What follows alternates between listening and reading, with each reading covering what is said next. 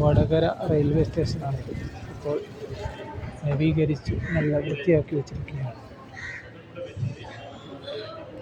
നല്ല ഇരിപ്പിടങ്ങളും നല്ല സൗകര്യങ്ങളും ചെയ്ത് നല്ല വൃത്തിയോടെ ഉണ്ടാക്കി വെച്ചിട്ടുണ്ട്. പക്ഷേ ഇത് എത്ര കാലം ഇങ്ങനെ ഈ വൃത്തിയിൽ ഈ സൗകര്യത്തിലുണ്ടാവും എന്നത് വേറെ കാര്യം. നമ്മൾ മലയാളികൾ എന്നല്ല, ഇന്ത്യക്കാരുടെ ഒരു സ്വഭാവമാണല്ലോ അത്, എല്ലാം നശിപ്പിക്കുക എന്നത്. സർക്കാരും അങ്ങനെ തന്നെ ഉണ്ടാക്കി വെക്കും, പിന്നെ അത് സംരക്ഷിക്കുക. നല്ല മനോഹരമായിട്ടാണ് ഇപ്പോൾ ഉള്ളത്. ഇത് എത്ര കാലം ഇങ്ങനെ ഉണ്ടാവും എന്നൊന്നും പറയാൻ പറ്റില്ല.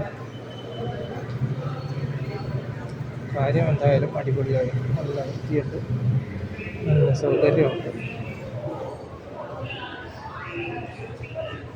അതിമനോഹരമായ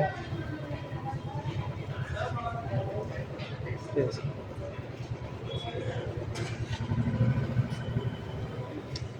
നല്ല കേരളീയ കലാരൂപങ്ങളൊക്കെ ചുമരിൽ വരച്ചു വെച്ചിരിക്കുന്നു.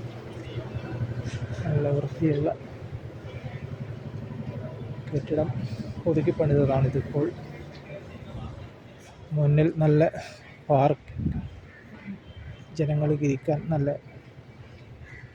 സീറ്റിംഗ് അറേഞ്ച്മെൻ്റൊക്കെ ചെയ്തിട്ടുണ്ട്. അതൊക്കെ ലാൻഡ്സ്കേപ്പ് ചെയ്ത് നല്ല മനോഹരമാക്കി വെച്ചിരിക്കുന്നു.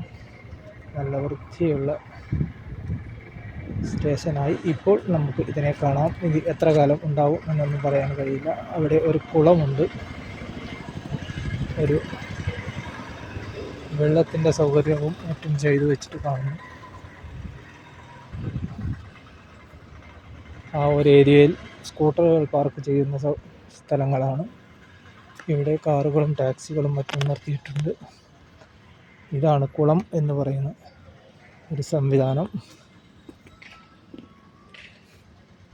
നല്ല വൃത്തിയായി സൂക്ഷിച്ചിട്ടുണ്ട്. ഇപ്പോൾ ഇത് എത്ര കാലം ഉണ്ടാകുമെന്ന് പറയാൻ പറ്റില്ല എന്ന് ഞാൻ വീണ്ടും പറയുകയാണ്. കാരണം നമ്മൾ ഇന്ത്യക്കാർ അങ്ങനെ ഒരു സ്വഭാവമുള്ളവരാണ്,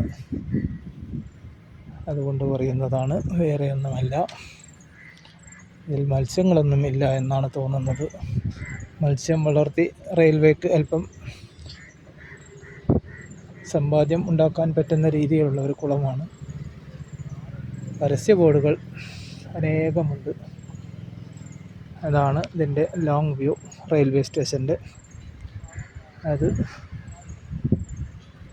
ഓവർ ബ്രിഡ്ജുകളും മറ്റും ആ സൈഡിലാണ്. ഇത്രയേ ഉള്ളൂ, വേറൊന്നുമില്ല. നന്ദി.